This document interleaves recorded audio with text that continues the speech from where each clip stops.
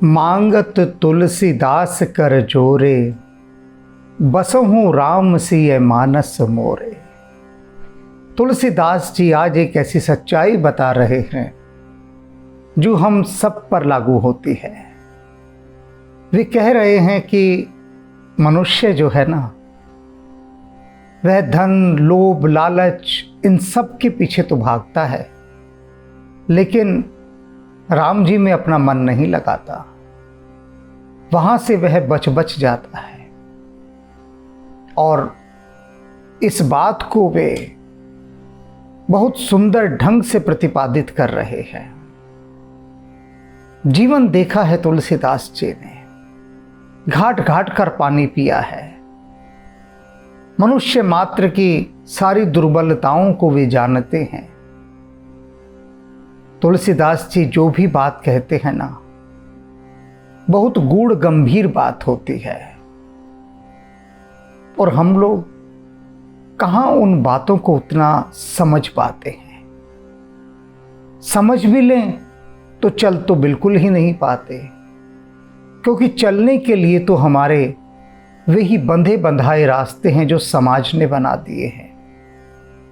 उन्हीं सामाजिक मान्यताओं पर बने हुए रास्ते, उन्हीं पर हम चलते हैं, उन्हीं भीड़ चालों पर। आइए देखें तुलसीदास जी आज किस रूप में विनय कर रहे हैं। बल जाऊं और कासो कहां, कहते हैं कि हे राम जी, मैं आप पर बलिहारी जाऊं, मुझे बता दीजिए मैं अपना दुख किससे जाकर कहूं। दुखवा का से कहूं मोरी सजनी, बताइए बताइए मुझे किसके पास जाऊं और अपना दुखड़ा रो। कोई नहीं दिखाई देता मुझे आपके अतिरिक्त। आपको कोई दिखाई देता हो तो आप बता दीजिए, मैं वहां चला जाता हूं।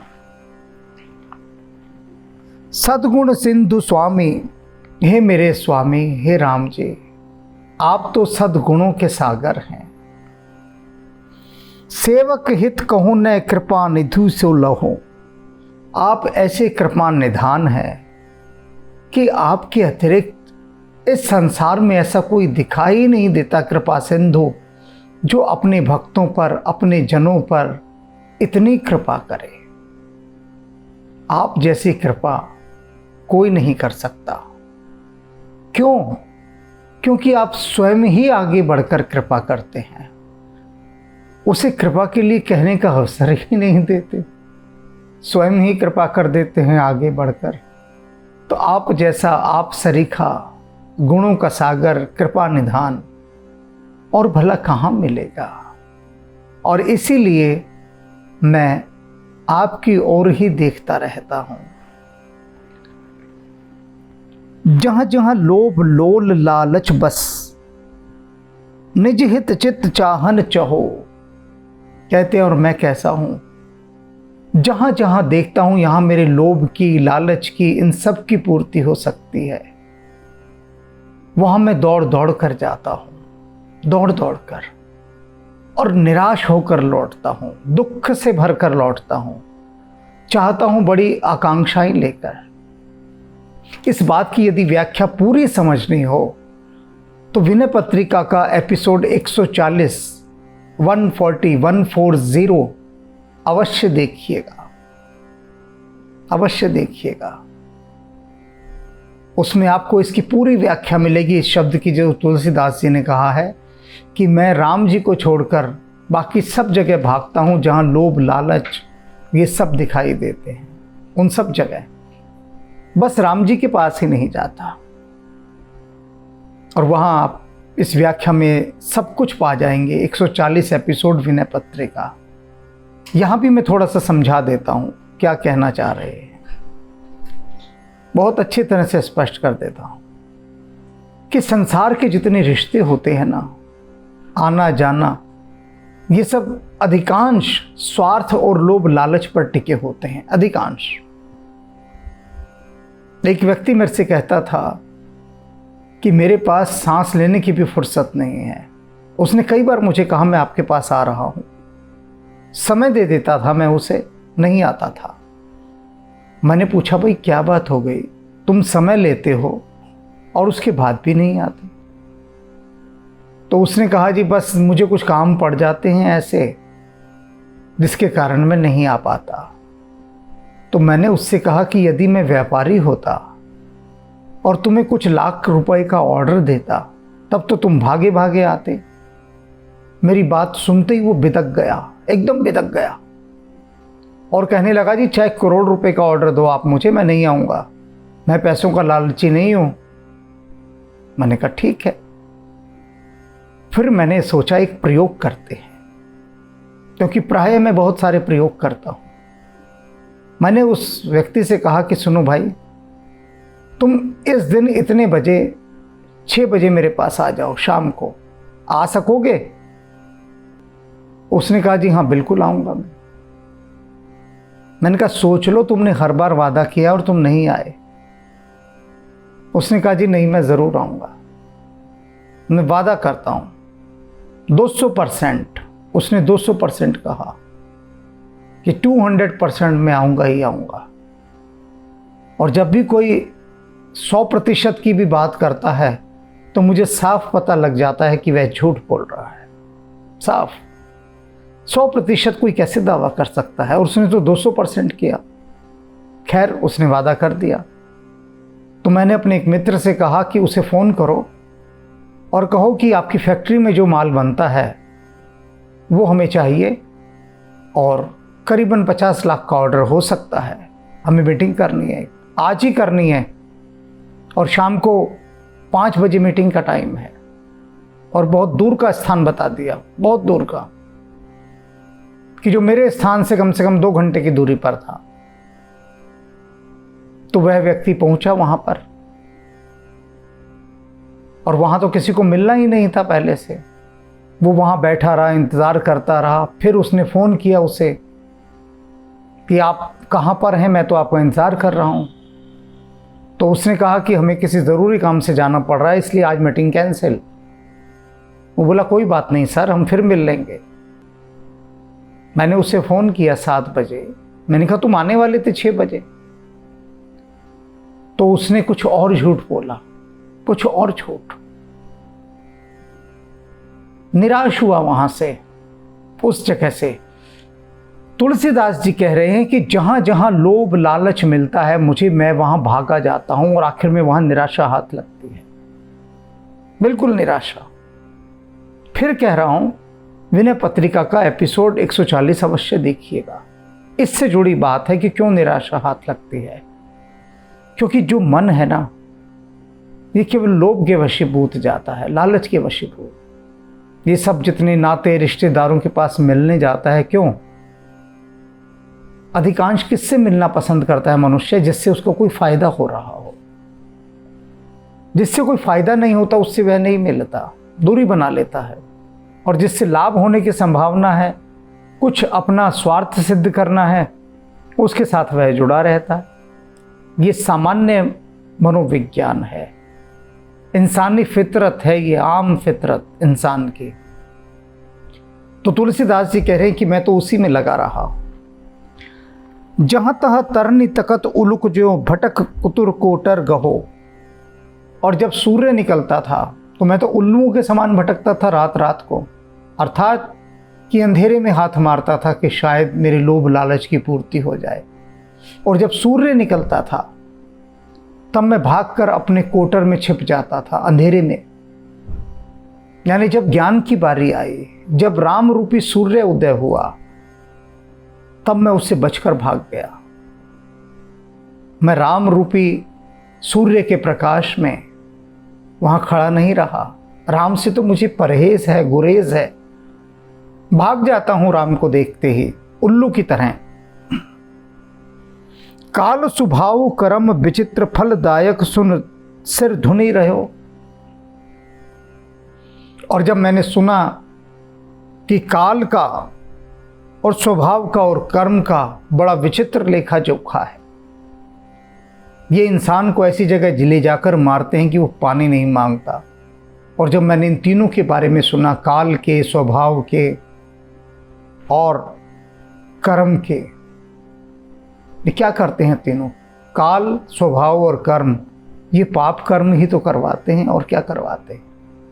और जब इनके विषय में सुना, तुलसीदास जी कहते तो मैं अपना सिर धुन धुन के पीटने लगा, सिर धुन धुन पछतायो। और मोको तो सकल सदा एक ही रस दुसह दाह दारुण दहो, कि इन तीनों ने, काल ने, स्वभाव ने और कर्मों ने, इन तीनों ने मिली भगत करके मुझे सदा दुस्सह, दुख ही दिए हैं, कष्ट ही दिए हैं। इन तीनों ने कभी मुझसे अच्छे काम नहीं करवाए। काल यानी वक्त, किस्मत सदा मुझसे खोटे काम करवाती रही। स्वभाव, और फिर मेरा वो स्वभाव बन गया खोटे कर्म करना, पाप कर्म करना। और फिर कर्म, और जो कर्म मैंने किए वो सब पाप कर्म किए। तो कहते हैं ये तीनों चीज़ें मेरे प्रति तो एक रस हो गई हैं। इन्होंने ठान लिया है कि तुलसीदास से हमें सिर्फ पाप कर्म ही करवाने। अब ये तुलसीदास जी अपने ऊपर ले रहे हैं सारी बात हमारे लिए कही जा रही है कि हम लोगों के साथ स्वभाव ने, कर्म ने और काल ने एक बात ठान ली है कि इनसे मुझे सिर्फ पाप ही करवाने हैं। पाप, ईर्ष्या, घृणा, द्वेष, लोभ, लालच, यह सब करवाना है। अब जब ये तीनों एक हो गए तब इंसान क्या कर लेगा? विवश हो जाएगा, वशीभूत हो जाएगा इनके।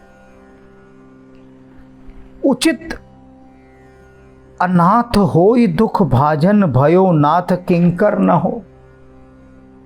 तुलसीदास जी कहते हैं बिल्कुल ठीक हुआ मेरे साथ, जो मैंने इतने कष्ट, दुख सहे, बिल्कुल सही सहे, क्योंकि अनाथ था मैं। अनाथ का तो यही हाल होता है, दुखों कष्टों से घिरा रहता है। तुलसीदास जी कह रहे हैं माना मैं जब तक अनाथ था, जब तक राम जी मेरा आपसे मिलना नहीं हुआ था, आपसे मैं नहीं जुड़ा था, तब तक तो ये सब ठीक है कि मैं दुखों से घिरा हूं, पापों से घिरा हूं, कष्टों से घिरा हूं, अवगुणों और दोषों से घिरा हूं। लेकिन जब आपने मुझे अपना सेवक कह दिया, अपना दास कह दिया, अपना गुलाम कह दिया, रामदास कह दिया, तुलसीदास कह दिया,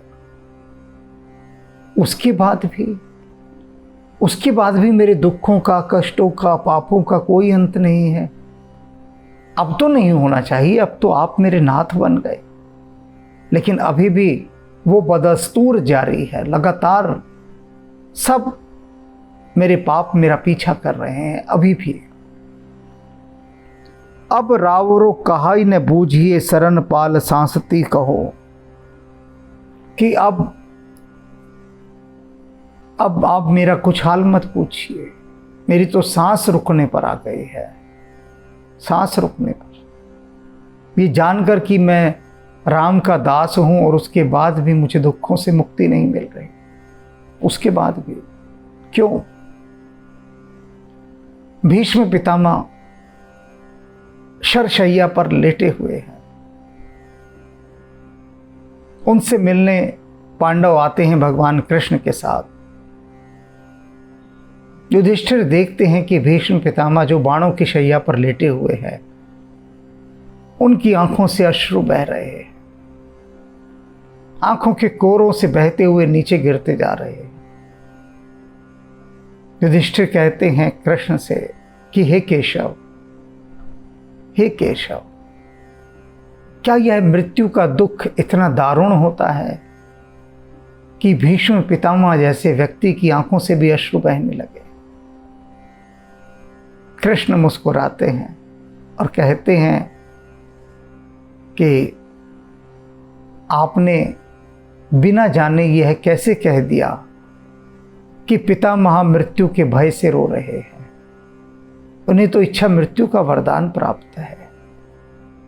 ये जो अश्रु हैं ये बहुत प्रकार के होते हैं, तो तुम इनसे जाकर पूछो क्यों रो रहे हैं, क्या कारण है इनके अश्रु बहाने का।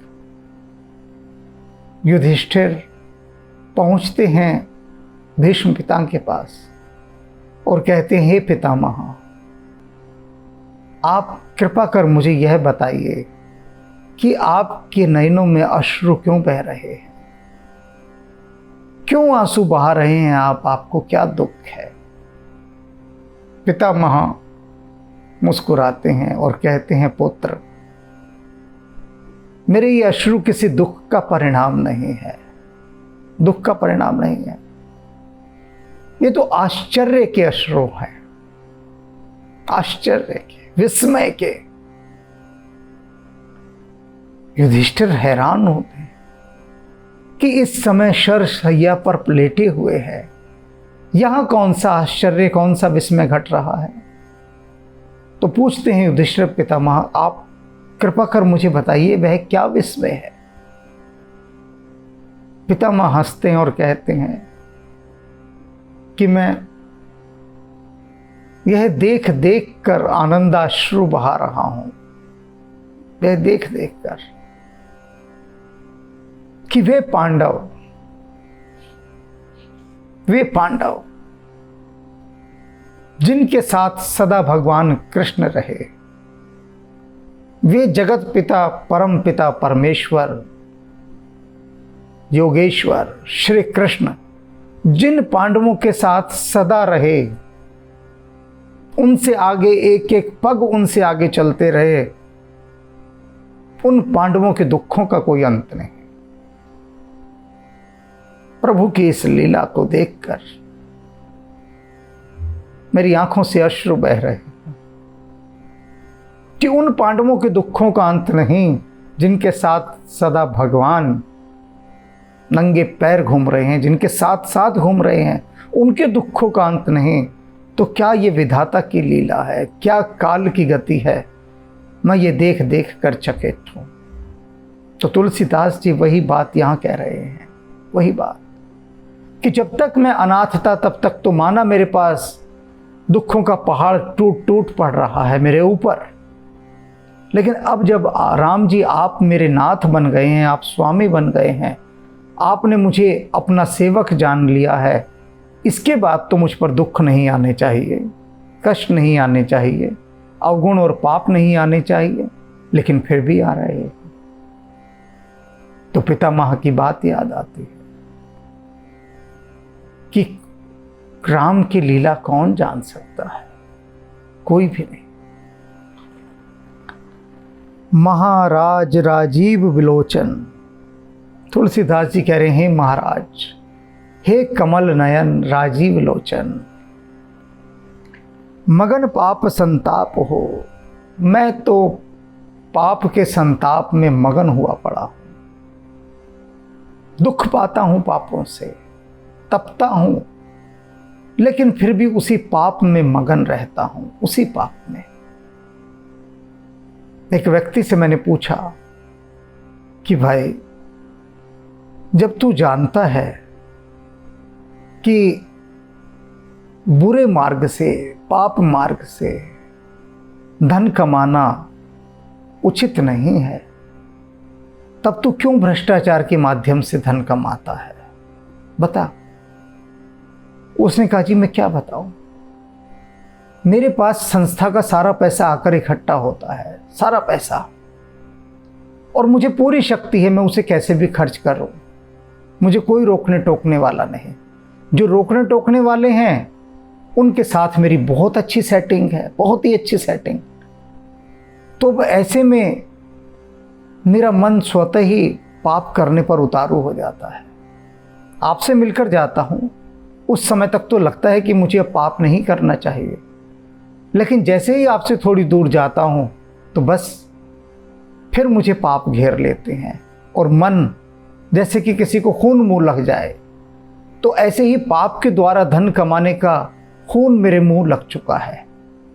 लाखों रुपया देखता हूँ आ रहा है यूं ही, और कोई पूछने वाला नहीं, किसी की हिम्मत नहीं पूछने की, किसी की भी, यहां तक कि भगवान की भी हिम्मत नहीं कि मुझसे आकर पूछ ले तो ये संस्था का पैसा ऐसे खा रहा है बेईमानी करके, भगवान की भी हिम्मत नहीं।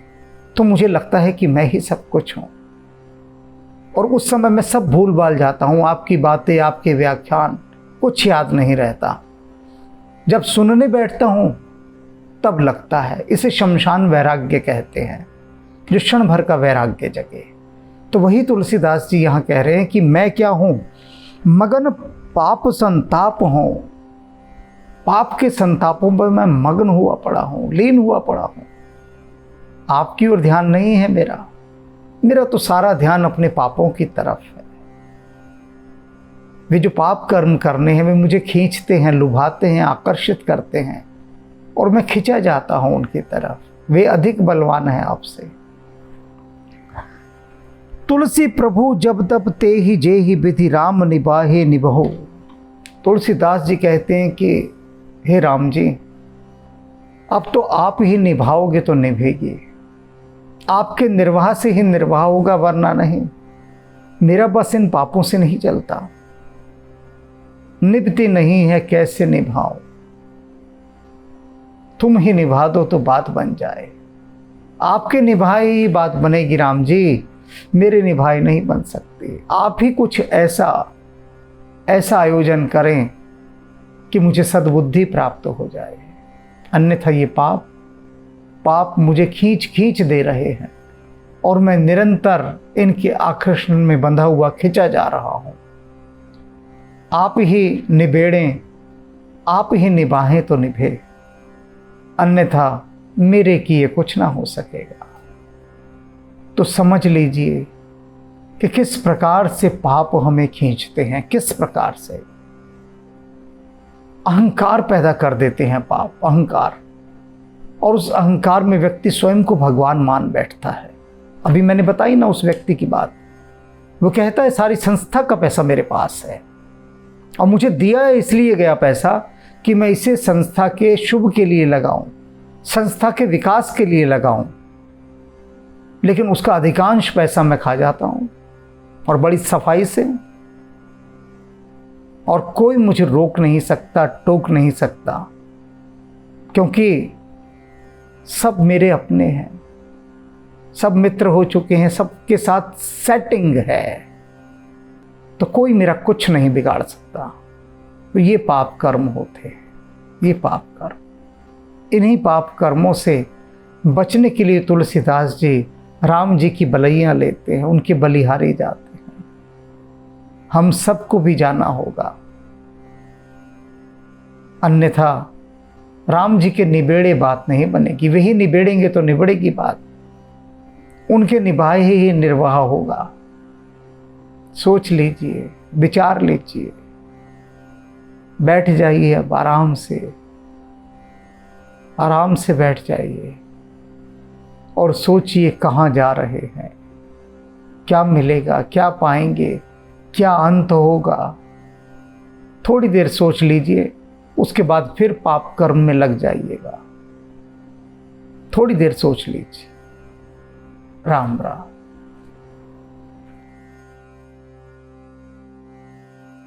सतबार नमन गुरुदेव, सबार नमन गुरुदेव,